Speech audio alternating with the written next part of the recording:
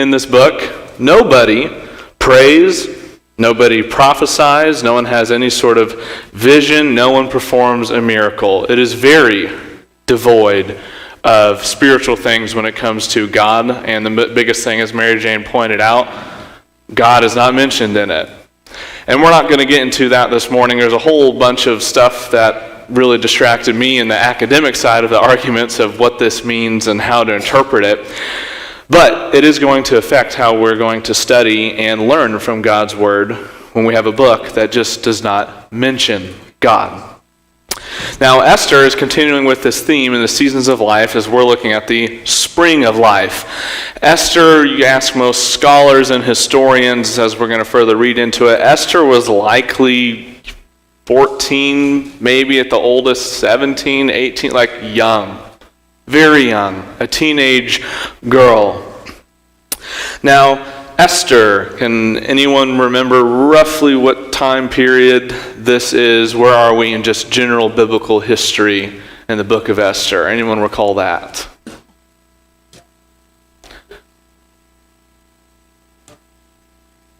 I think the Medes and the Persians is what you mean. Yeah. Right, so we're at the tail end of captivity. As a matter of fact, reading this alongside the book of Ezra puts you roughly at about the same time. If you go into the dates right now, we're going to read about a guy you're going to read in your Bible as Ahasuerus. That guy is also known as King Xerxes, well known in history. Xerxes ruled from 486 to 465 BC, of course. So that's the date of the events. The book could have been written around there in the 5th century, maybe as late as the 3rd century, but it was accepted as scripture amongst the Hebrews a few hundred years, well before Jesus hit the scene in the flesh. Accepted scripture well before he came in.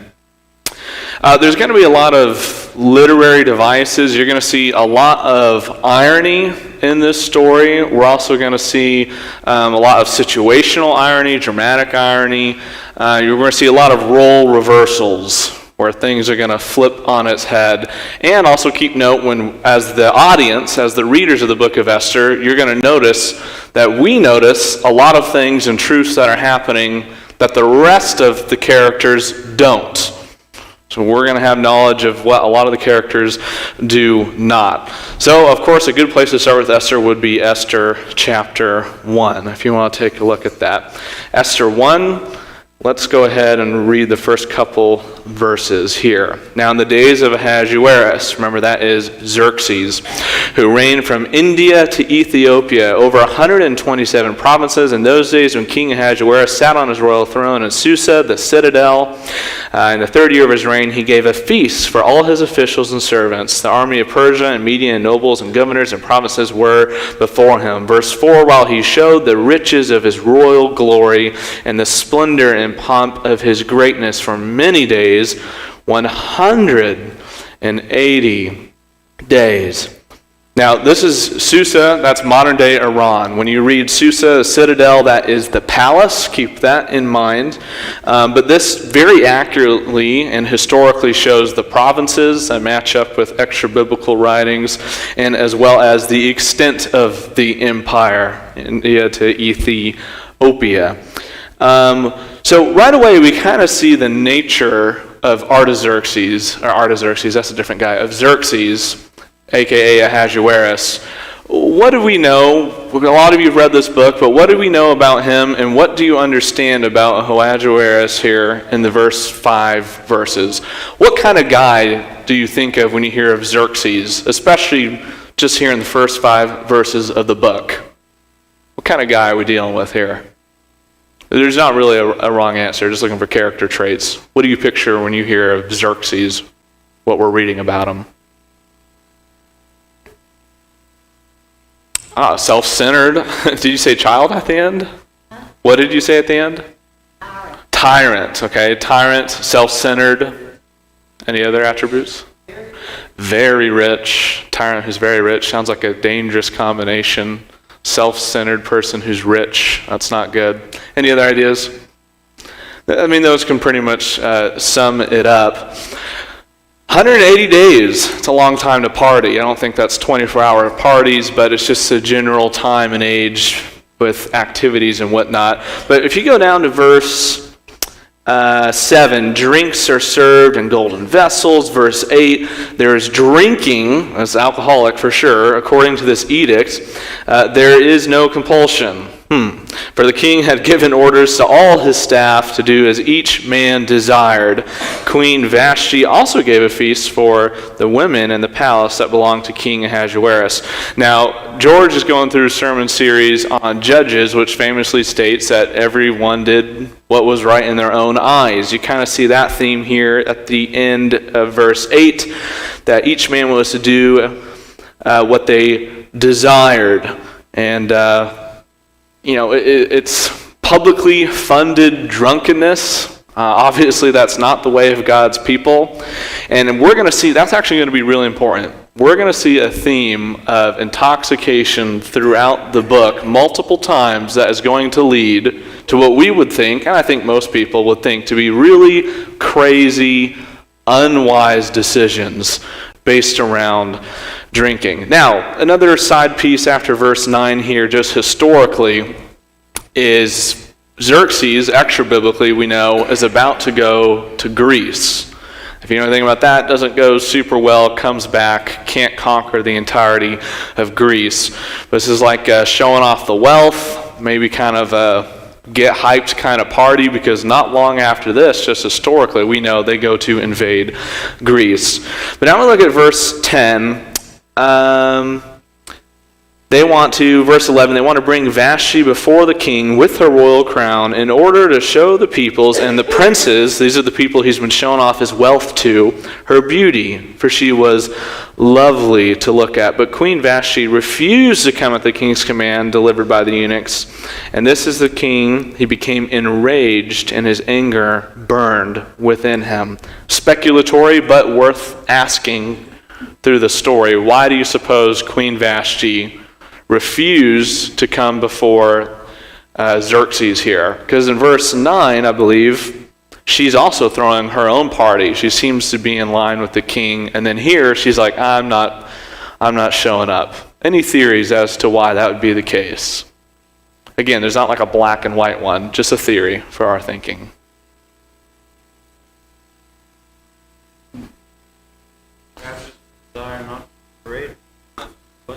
That seems pretty fair. The desire just not to be paraded. I'm sure totally different cultures, but if you were having people over and your husband was all like, oh, look at my beautiful wife in this dress or outfit, that would be weird, and you'd be like, I'm not property to be paraded around. Any other ideas?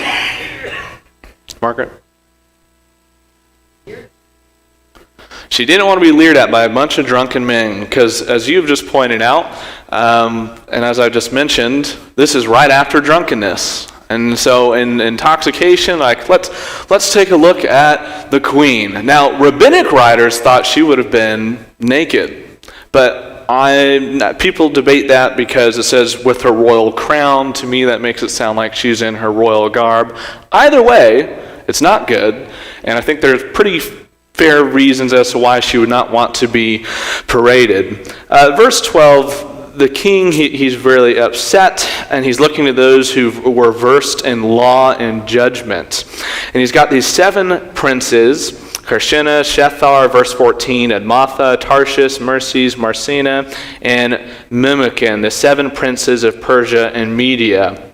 Verse 15, according to law, what is to be done to Queen Vashti because she's not performed the command of King Ahasuerus delivered by the eunuch. So even though she's the queen, you've got to remember the king has complete and total authority and reign in this situation. Now, where are we? Wow, already 42. For the sake of time, if you just skim over verses 17 through 22, they have the idea, verse 19, he says, if it please the king, let a royal order go out from him. Let it be written among the laws of the Persians and the Medes, so that it may not be repealed. If you remember in Daniel 6, King Darius is upset because he can't get Daniel out of the lion's den because the law of the Medes and the Persians cannot be revoked. But verse 17 is important because he says the queen's behavior will be made known to all women. This is the fear, causing them to look at their husbands with contempt. And they'll say, if the king commanded Queen Vashti to be brought before him, and she did not come. So the concern is domestically across all of the empire that there's going to be an upheaval of women over men and whatnot. Pretty chauvinistic mindset in this culture for sure. But it's kind of ironic that Xerxes here says, in order that no one will do this, that the women will not defy their husbands and will have upheaval in our nation, something that happened privately within the palace, now Xerxes is going to make it public with an edict. That does not seem like very wise leadership. Seems like he could have kept it pretty private. And then he sends out people to go tell them alike, this is not allowed, it cannot be repealed. Verse 20, so when the decree is made by the king is proclaimed throughout all his kingdom, for it was vast, that all women give honor to their husbands, high and low alike. And this advice pleased the king and the princes. He did as Memucan proposed, and he sent letters to all the royal provinces, to every province in its own script, and to every people in its own language, that every man be master in his own household and speak according to the language of his people. So that makes it very clear he wants it communicated to everyone, everywhere. All that sets up, and that was pretty quick, but all that sets up us meeting Esther. That's the background, and it sets really the stage for how decisions are going to be made. We're going to see, if you saw here, Xerxes everywhere in this book is going to look to everyone else to give him answers, which again, historically is kind of baffling because Xerxes was a pretty successful king, a pretty successful commander, and yet when it comes to certain affairs here in Esther, he's going to look like a fool over and over and over again. Now, mind you, this is written from a Jewish point of view. That might be part of the narrative effects to make him look silly. But also, just look at our own politicians. They can do one thing great one day, and then the next can act rather foolish. So it's not too surprising. So let's look at chapter 2 now. We've just talked about the irony that Vashti kind of gets what she wants. She didn't want to appear before the king, and so then Xerxes says, you know what, if you won't appear before me, I'll make it a rule that you can't come before me and you're kicked out as queen. Kind of weird that he kind of gave her what she wanted in that command. I'm pretty sure her queenship was gone, but just not the greatest decision-making from Xerxes. But after these things, chapter 2, verse 1, when the anger of King Ahasuerus had abated, he remembered Vashti and what she had done and what had been decreed against her. And the king's young men, they attended and they said, let beautiful young virgins be sought out for the king. And the king appointed officers in all the provinces of his kingdom to gather all the beautiful young virgins to the harem in Susa, the citadel, that's the palace, under custody of Hegai, the king's eunuch, who's in charge of the women. Let their cosmetics be given them. Let the young women who pleases the king be queen instead of Vashti. This pleased the king, and he did so.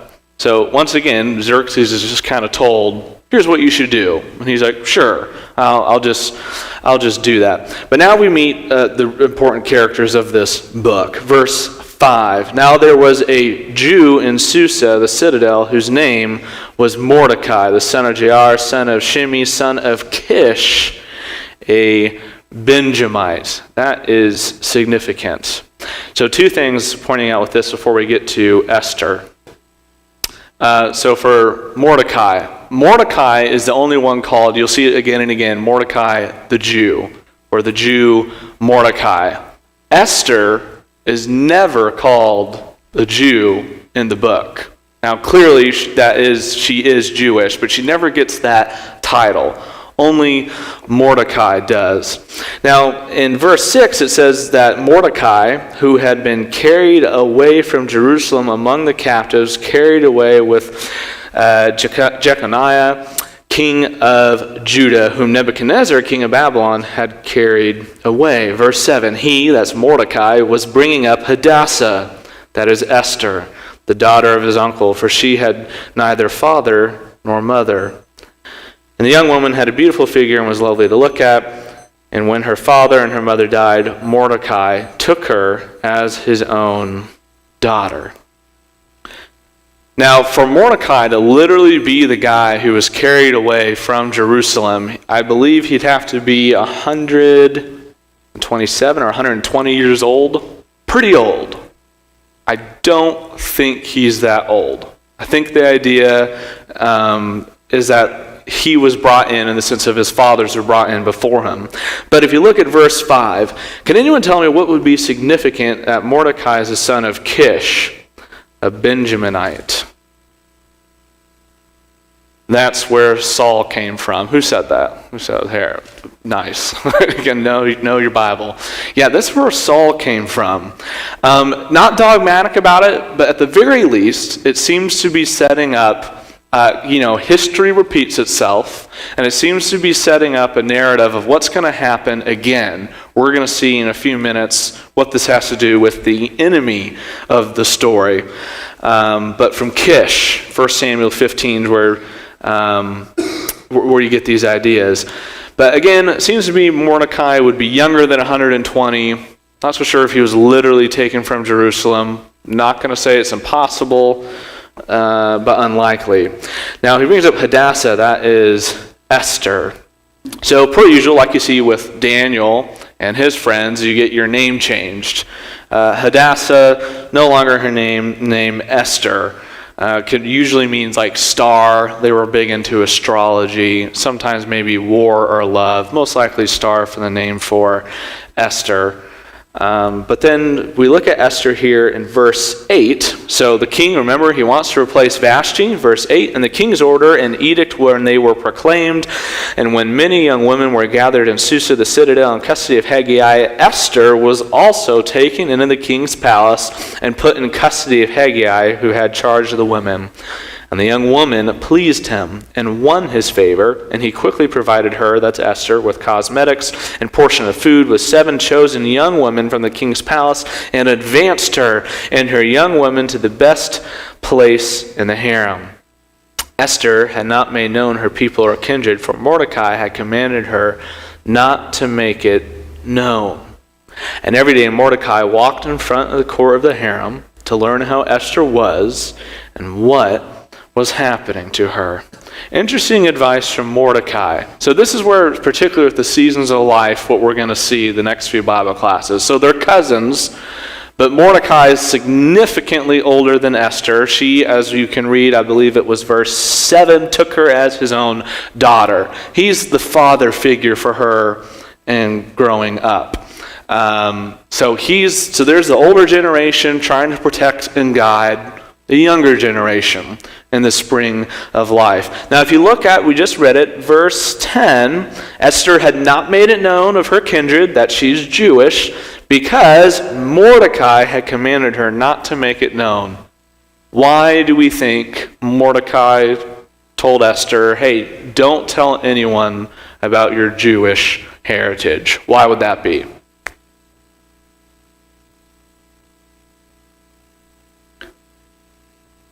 All right, so they're the aliens there. They're the subservient and beneath the people. They're exiles. They're in a foreign nation. Any other ideas along those lines as to why Mordecai would say, "Hey, don't say anything about your heritage"? That was the main thing I could think of. Thank you very much. Yes. Carlson? I also think Haman first still upset at Mordecai and desires to destroy him and the entire. Yes. Not a form of jealousy or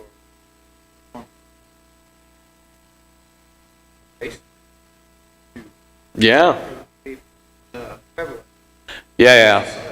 So Carlton just brought up in chapter 3, we're going to see Haman's not going to like the idea of a Jew not being respectful to him. And so we're pointing out, the racism that would be toward these people, and we're going to see a list of that in chapter 3 as to why they wouldn't like them. I mean, that's nothing new today. Naturally, it's something we have to fight is when we're in an environment where everyone thinks and looks and acts like us, and then someone comes in who's different, whether it's in your neighborhood or it's in your country, a lot of times people are like, what's their deal? And you see lots of tragedies throughout history because people are scared of those who are not like them in their ignorance. So all that I think would fairly sum up why Mordecai, the older, telling the younger, you know what, let's keep this under wraps for right now. But things become morally questionable at best in verse 12. Chapter 2, verse 12. Now when the turn came for each young woman to go into King Ahasuerus after being 12 months, so it's been a year of this, under the regulations for the women, since this was the regular period of their beautifying, what a word that is, 6 months with oil of myrrh, 6 months with spices and ointments for women. When the young woman went to the king in this way, she was given whatever she desired to take with her from the harem to the king's palace. In the evening, she would go in, and in the morning she would return to the second harem in the custody of Shahaz-Zagez, the king's eunuch, who was in charge of the concubines. She would not go into the king again unless the king delighted in her and she was summoned by name. And so when the turn, verse 15, came for Esther, the daughter of Abihail, the uncle of Mordecai, who had taken her as his own daughter, to go into the king, she asked for nothing except what Hegai, the king's eunuch, who had charge of the woman, advised. Now Esther was winning favor in the eyes of all who saw her. And when Esther was taken to King Ahasuerus into his royal palace in the 10th month, which is the month of Tebeth, in the 7th year of his reign, the king loved Esther more than all the women, and she won grace and favor in his sight more than all the virgins, so that he set the royal crown on her head and made her queen instead of Vashti. Then the king gave a great feast of all his officials and servants. It was Esther's feast. He also granted a remission of taxes to the provinces and gave gifts with royal generosity. Okay. So that's great. She's queen now. But were there any moral givens for Esther in order to become queen? Was there any sin involved here? What are your thoughts about that? What we just read. It looks like she lost her virginity. Seems abundantly clear that she did. That would be one. Anything else you could think of that might be morally questionable here?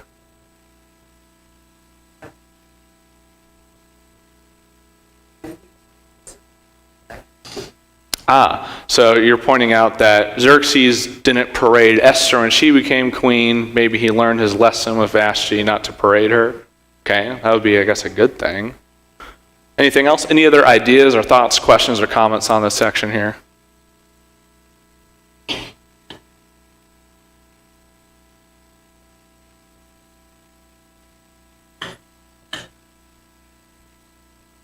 Yeah, reading my notes here. So a great point from Hannah is, well, perhaps this has to do kind of with Mordecai's advice of if she was Jewish, she wouldn't be desirable.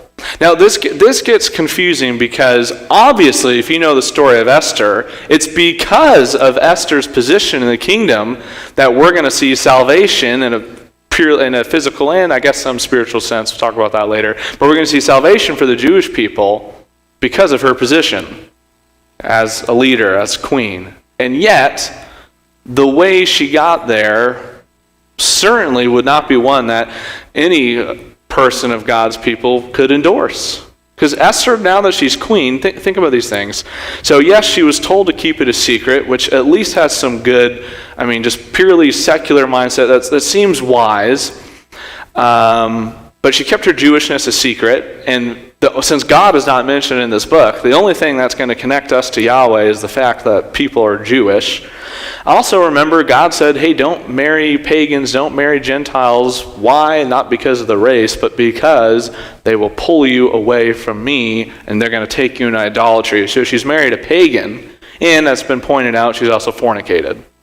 This is not the most grand upstart. When I picture Esther, I don't picture this. This could be kind of like Joseph. Even then, Joseph didn't do anything like this. We were just in Jeremiah with George, and again, no one's perfect, but Jeremiah, as a young man, didn't have this kind of start. Why do you suppose it is that usually, I'm not negating that we can make mistakes when we're older, but why is it that we generally make bigger mistakes as a young person? Very subjective, but it will probably have some spiritual truths. Why do you suppose that is the case? You might not know right from wrong. Right.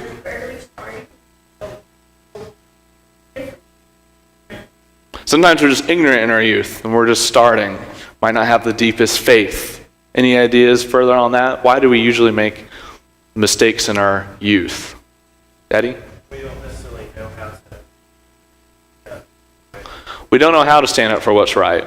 I mean, this is a stressful situation to be put into. Now, to be fair, Vashti said no in chapter 1. And she was removed of her queenship. She's replaced. But as far as I can tell, she lived. So it's not out of the realm of possibility that Esther could have said, I'm not going to participate in these things and live. I saw another hand over here on this idea. Is it you, Josh?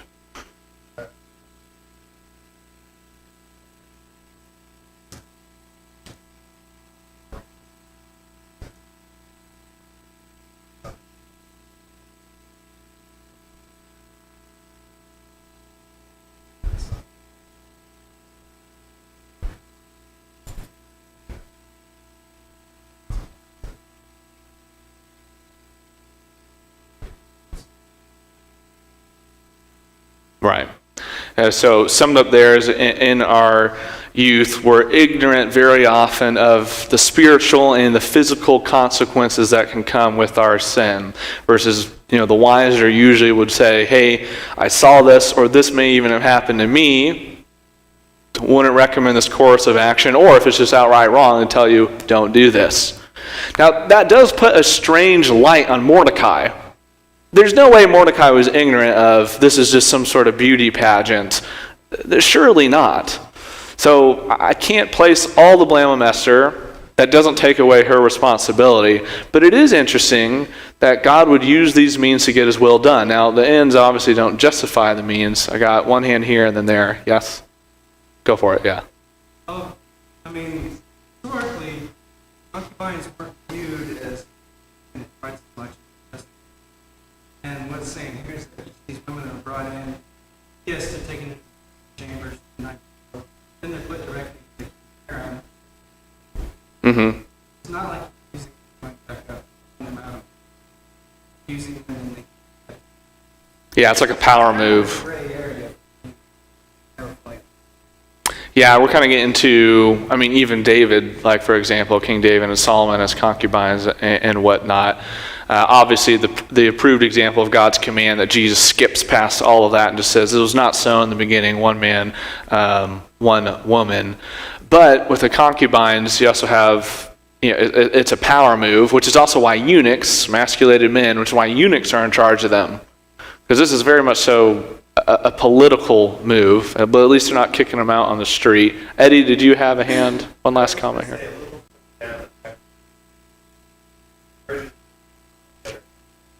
Mm-hmm. Yes.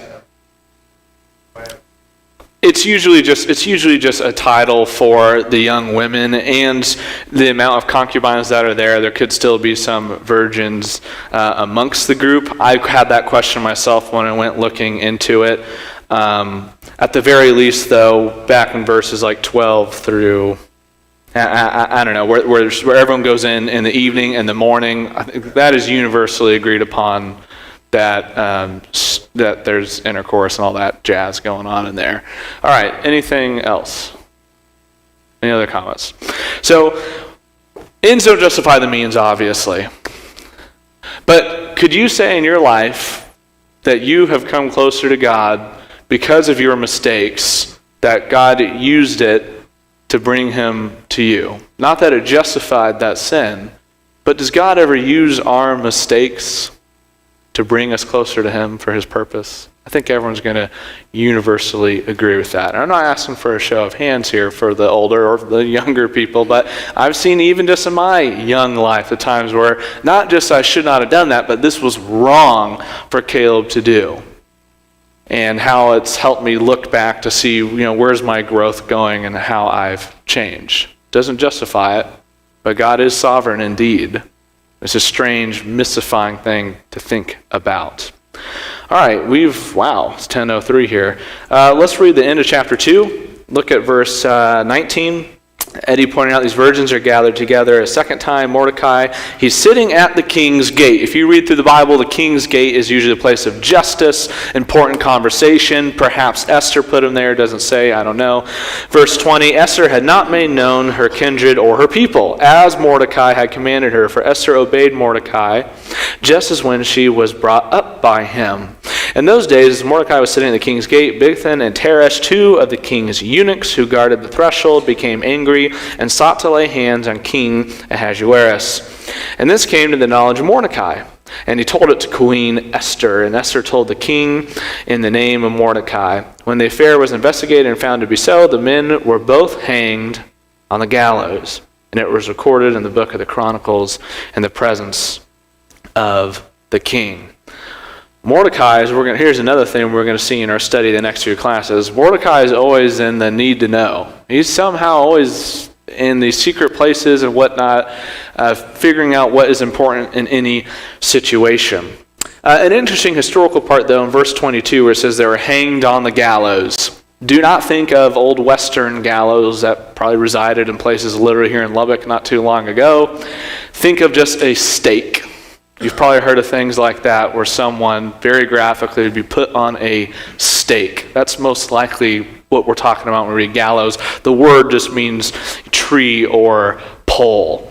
But it's like a stake. And we're going to see those gallows come up again later.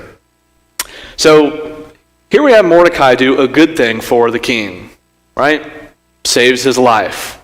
You'd think, okay, Mordecai would be rewarded. And again, we're just going to see a continual theme of foolish decisions by Xerxes, that is Ahasuerus. Because if you look at chapter 3, verse 1, after these things, after Mordecai saved his life, King Ahasuerus promoted Haman. And you're like, who's that guy? Why are we promoting Haman when Mordecai just saved his life? Pretty perplexing.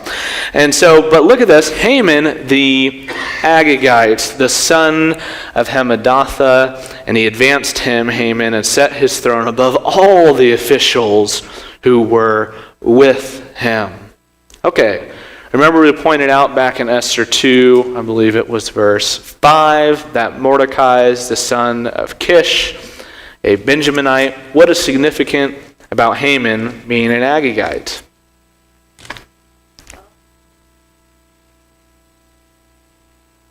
Saul was supposed to kill all the Amalekites. And of course, that's where he gets his kingship removed from him. And Samuel's like, you were supposed to do this.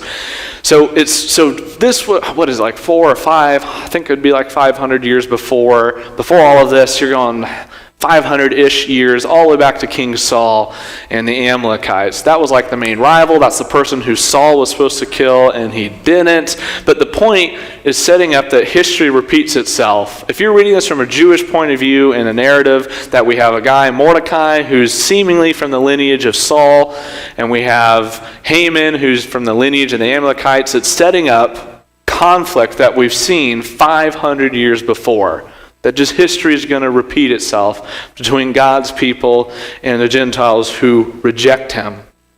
If you look at verse 2, all the king's servants, they were at the king's gate, they bowed down, they paid homage to Haman, for the king had so commanded concerning him. But Mordecai did not bow down or pay homage, and the king's servants who were at the king's gate said to Mordecai, why do you transgress the king's command?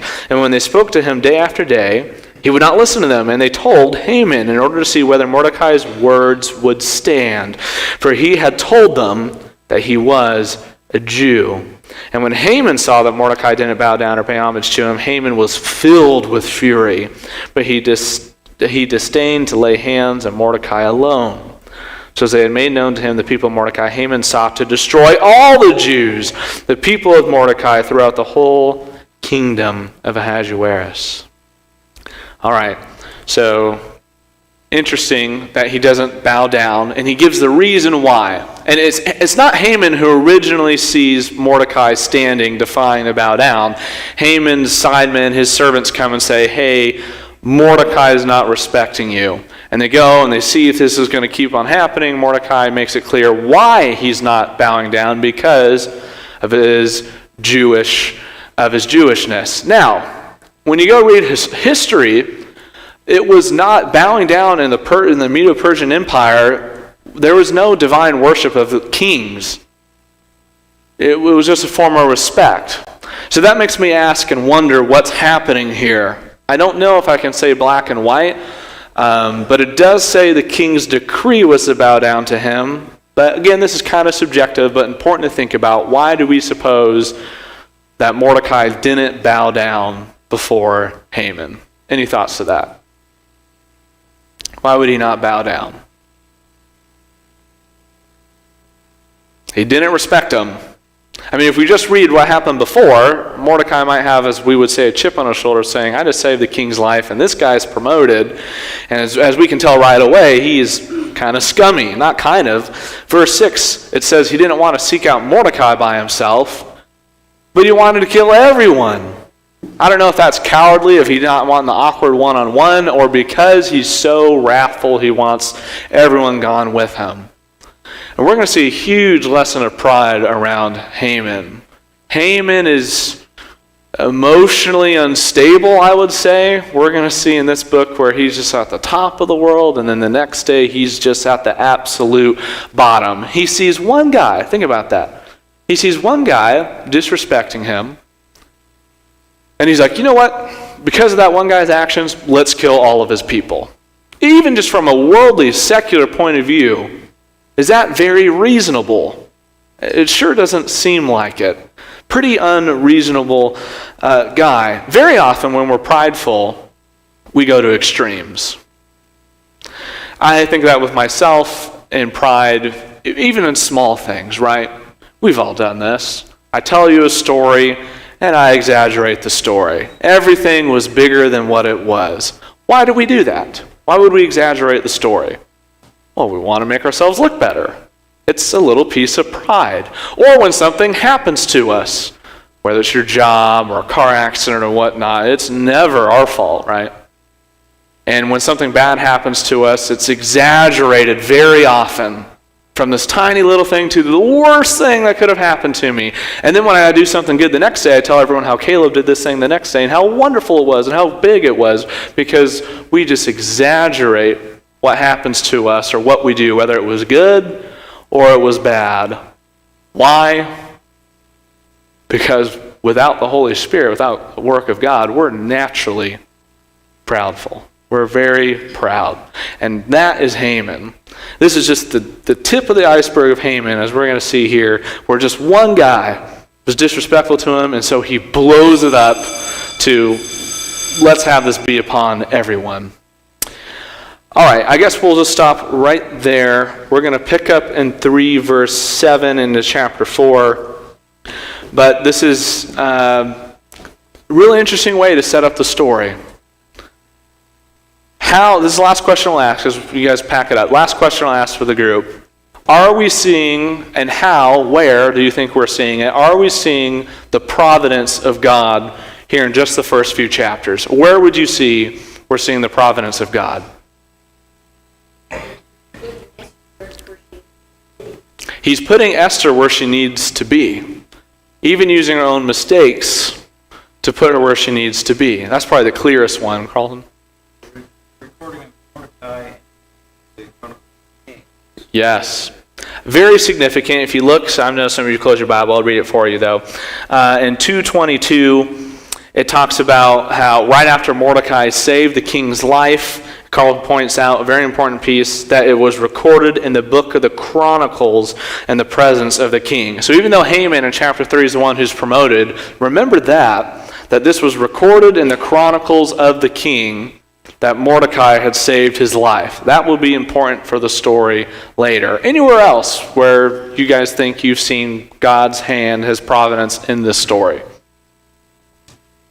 There's a lot of them. There's probably ones I've missed too. There's a ton of them. It's interesting that, I mean, this is clear, but I'm just pointing it out. Not only does he use the good things and the bad things, but even just those who don't even worship or recognize Yahweh, he's used their drunkenness and the parties and whatnot. He's used their own sin that's actually going to come around against them. And not only are we going to see that with those who are Gentile or pagan, those who don't worship the Lord, but we're going to see that with Mordecai and Esther. That ought to be a lesson for us when we feel the most comfortable because of where we are in society, where we are physically speaking. God's going to show us, actually you're not, and you're not in charge no matter how secure you feel. Probably a good lesson for us would have been last year with COVID in 2020. Wherever you think as secure as you are, that is not the case. Going to be a huge lesson with the sovereignty of God in Esther. All right, any other comments or thoughts based on that alone? All right, then I'm going to read the rest of chapter 3, and that'll be it. We'll just leave it on the cliffhanger. So 3 verse 7, in the first month, which is the month of Nisan, the 12th year of King Ahasuerus, they cast that is, they cast lots before Haman day after day, and they cast it month after month till the 12th month, which is the month of Adar. And Haman said to King Ahasuerus, there is a certain people scattered abroad and dispersed among the peoples in the provinces of your kingdom. Their laws are different from those of every other people. They don't keep the king's laws, so that it is not the king's profit to tolerate them. If it pleases the king, let it be decreed that they be destroyed, and I will pay 10,000 talents of silver into the hands of those who have charge of the king's business, that they may be put into the king's treasuries. So the king took a signet ring from his hand and gave it to Haman, the Agagite, the son of Hammedatha, the enemy of the Jews. And the king said to Haman, the money is given to you, the people also the people also to do with them as it seems good to you. And the king's scribes were summoned on the 13th day of the first month, and an edict according to all that Haman commanded was written to the king's satraps, the governors of all the provinces, and the officials of the peoples, to every province in its own script, every people in its own language. It was written in the name of King Ahasuerus and sealed with the king's signet ring. Letters are sent by couriers to all the king's provinces with the instruction to destroy, kill, to annihilate all Jews, young and old, women and children, in one day, the 13th day of the 12th month, which is the month of Adar, and to plunder their goods. A copy of the document was to be issued as a decree in every province by proclamation to all the peoples to be ready for that day. The couriers went out hurriedly by order of the king, and the decree was issued in Susa, the citadel. And the king and Haman, here's our drinking again, sat down to drink. But the city of Susa was thrown into confusion. Ahasuerus doesn't know what group is to be killed. The city doesn't know what's going on. The palace is blind to the confusion outside of its city gates. And Haman does not know that Esther is a Jew. So there's our cliffhanger, where we'll pick back up Wednesday night as we go through the seasons of life, looking at the youth of Esther. Thanks for your attention and comments, guys.